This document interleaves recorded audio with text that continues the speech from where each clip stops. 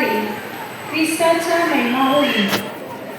कारण मला जगणे हे ख्रिस्त आणि मरणे हे लाभ आहे.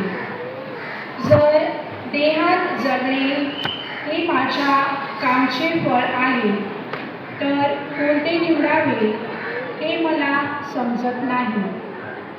मी या दोन संबंधांनी पेचात आहे. तेथून सुटून जाऊन ख्रिस्ताजवळ असण्याची मला उत्कंठा आहे.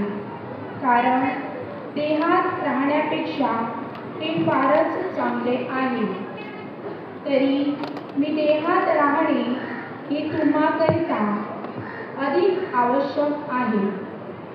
सांगावयाचे ते इतकेच की ख्रिस्ताच्या सुवार्तेस शोभे असे आचरण ठेवा.